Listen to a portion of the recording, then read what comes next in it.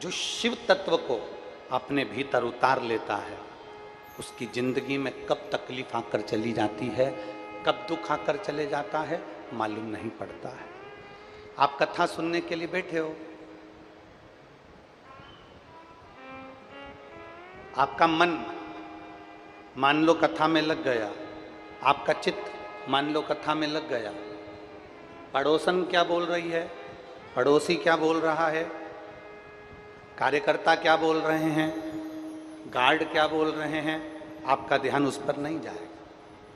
ध्यान किसका जाता है? जिसका मन कथा में नहीं लगा, जिसका चित्त कथा में नहीं लगा, जिसका मन भगवान की ओर आसक्त हो गया, जिसका मन मेरे भगवान ओघड़दानी के प्रति समर्पित हो गया, जिसका चित्त भगवान की ओर आसक्त हो जाता है, फिर उसको पास वाला क्या बोल रहा है, पड़ोसी क्या बोल रहा है, रिश्तेदार क्या बोल रहा है, नातेदार क्या बोल रहा है, कुटुंब वाला क्या बोल रहा है, उसके स्मरण में नहीं रहता।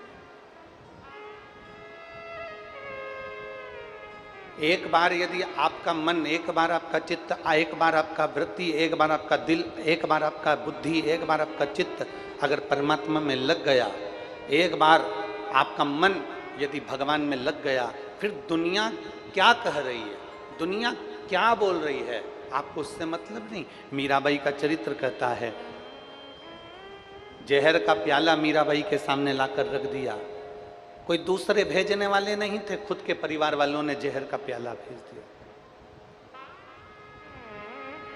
सांप का पिटारा लाकर रख दिया, कोई दूसरे भेजने वाले नहीं थे, सांप का पिटारा परिवार वालों ने भेज दिया।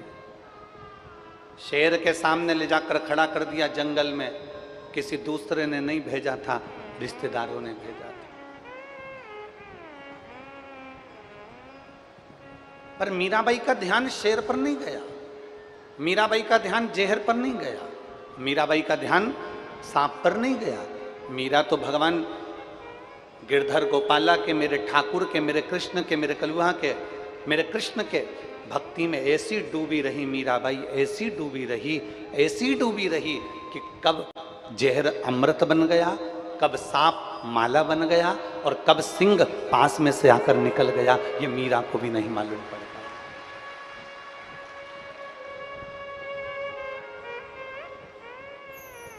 और लोगों ने पूछा, मीरा तुझे इतना अहंकार किस चीज का है? मीराबाई कहती है, इसको अहंकार नहीं कहते, इसको अभिमत्ता कहते हैं।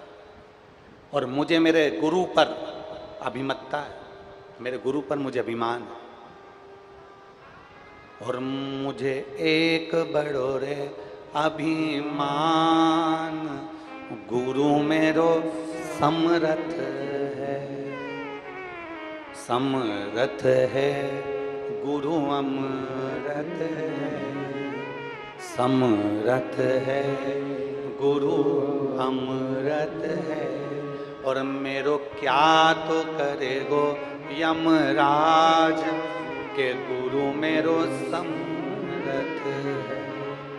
मेरो क्या तो करेगो यमराज, जब गुरु मेरो समरथ है। तुझे अभिमान किस चीज का? मीराबाई कहती है, मुझे अभिमत्ता मेरे गुरु की है, क्योंकि मेरे गुरु ने जो ज्ञान दिया, मेरे गुरुजी ने जो मुझे धीरज दिया, मेरे गुरुजी ने जो मुझे सहनशीलता दी, मेरे गुरुजी ने जो नम्रता दी, मेरे गुरुजी ने मुझे एक अखंड भगवान की भक्ति दी है। और उसने कह दिया गुरुजी ने कि कहीं भी क्रोध नहीं करना, कहीं अपशब्द नहीं कहना, कहीं किसी पर अपशब्दों का बौछार न करिएगा। गुरु ने, मीराबाई कहती है, मुझे नम्रता दी है, गुरुजी ने मुझे सहनशीलता दी है, मेरे गुरुजी ने मुझे बहुत कुछ दिया और उसमें अखंड भगवान गिरधर गोपाला का जाप भी दे दिया। ये मेरे गुरु ने दिया।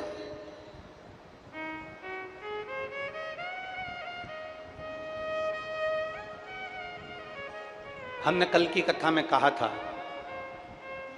कल की कथा में देवादिदेव महादेव के चरित्र में जब हम श्रवण कर रहे थे तो आपको कहा था, भगवान धन दे देता है, दौलत दे देता है, सत्ता दे देता है, वैभव दे देता है, प्रतिष्ठा दे देता है, कुर्सी दे देता है, पद दे देता है। तुम्हें जंगल में भेजकर भजन भी करवा देता है, तुम्हें संत, साधु, गुरु, तपस्वी, वक्ता, श्रोता सब बना देता है। भगवान तुम्हें दुनिया भर का ठाठ दे देता है।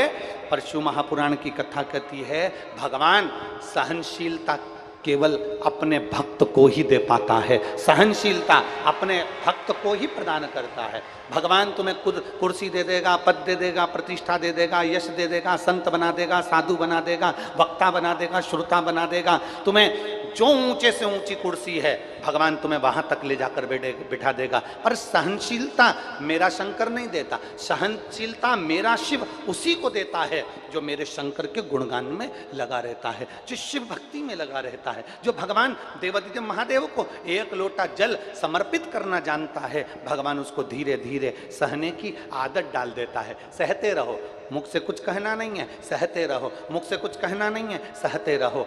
सहते रहोगे तो एक दिन वो भगवान देवादिदेव महादेव भी तुम्हारे लिए आकर खड़ा होगा और अंत में उसका जवाब मेरा देवादिदेव महादेव ही देगा।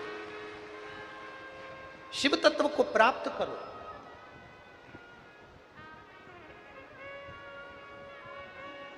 घर में दाल बनाती हो? अरे बोलो तो जम के। हाँ। चावल बनाती हो? ठीक है, हाँ। चलो बताओ जल्दी से कैसे बनाती हो? दाल बनाने के लिए सबसे पहले क्या करना पड़ता है? जम के बोलते जाओ जल्दी से। दाल लेना पड़ती है, फिर पानी में डायरेक्ट डाल देते हैं? नहीं, पहले क्या करते हैं? उसको धोते हैं। एक पानी में धोते हैं कि दो पानी में धोते हैं? दो पानी में धोते हैं। धोने के बाद फिर उसको कुकर में रख देते हैं, फिर उसको कुकर में रखते हैं, फिर उसको भगोनी में रख देते हैं, फिर उसको पात्र में रख देते हैं। दाल बनाने के लिए 2 बार धोना पड़ता है, 3 बार धोना पड़ता है। चावल बनाने के लिए 2-3 बार धोना पड़ता है, फिर वो कुकर में रखाता है। उसी तरह जैसे तुम दाल बनाते हो तो 2-3 बार धोकर साफ कर कर कुकर में रख देते हो, उसी तरह मेरा परमात्मा भी संसार में तुमको दुख और सुख में खूब धोता है और धोने के बाद फिर अपने दिल रूपी कुकर में रख लेता है। बोल बम का नारा है, जम के बोलो जरा, बोल बम का नारा है, सारी समस्या का हल। जैसे तुम दाल को धोती हो फिर कुकर में रख देती हो, चावल को धोती हो फिर कुकर में रख देती हो, उसी तरह परमात्मा भी तुम्हें किसी के शब्द से, अपशब्द से, तानों से, गाली से, आड़े टेढ़े व्याख्यान से, कहीं ना कहीं किसी ना किसी रूप में, कष्ट में, बीमारी में, तकलीफ में मेरा बाबा भी तुमको धोता रहता है, धोता रहता है। और जब तुम आखिरी में एकदम साफ हो जाते हो तब मेरा देवादिदेव महादेव दिल रूपी कुकर में तुमको बिठा कर रख लेता है।